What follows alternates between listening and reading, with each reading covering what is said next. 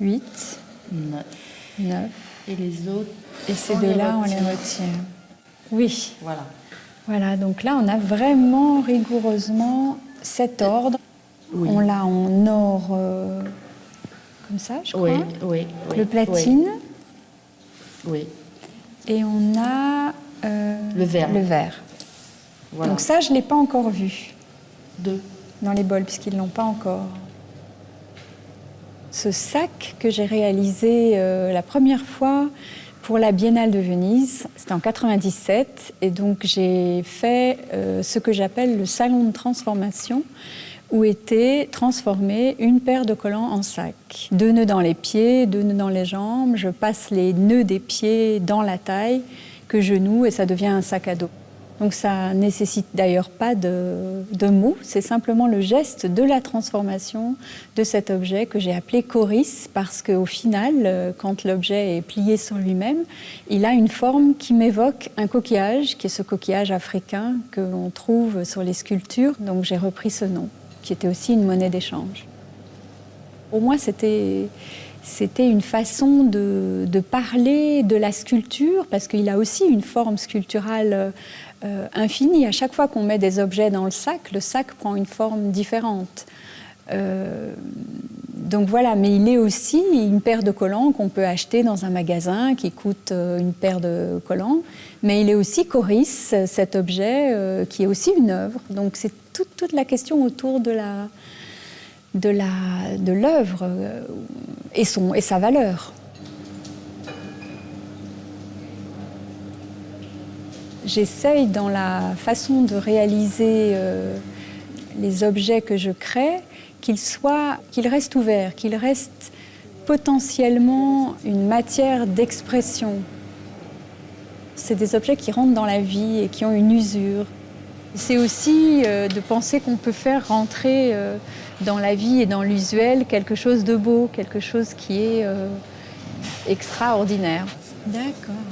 C'est vrai qu'on a aussi dans la philosophie japonaise cette attention particulière à l'autre, mais aussi à l'objet et aussi à l'imperfection, où tout d'un coup, ce qui est entre guillemets le défaut va devenir la particularité, la beauté.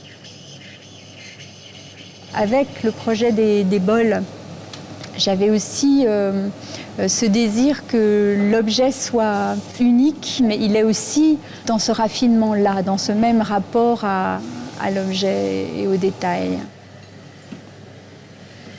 Tout chaud. Je peux parler de Lygia Clark comme étant une artiste qui m'intéresse beaucoup, justement, dans son travail d'artiste, qui est aussi celui de produire autre chose qu'une sculpture. L'objet, il a non seulement une fonction, mais il a aussi peut-être au-delà de la fonction un rôle. Et il est un objet de transition, un objet entre. J'aime bien utiliser le mot objet entre. Difficile à régler comme ça. Ouais.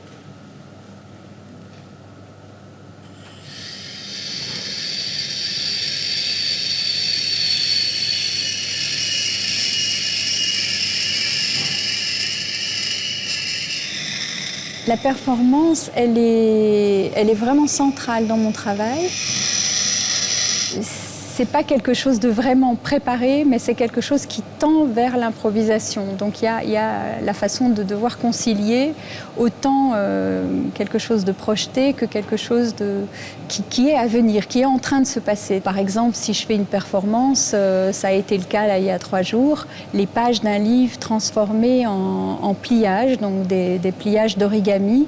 Le tsuru, qui est un oiseau symbolique au Japon, qui représente l'idée de longévité.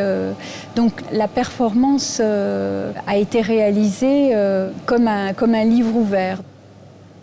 C'est un laboratoire, donc on est à la fois dans l'expérimentation, à la fois dans la recherche et à la fois dans la naissance de la création.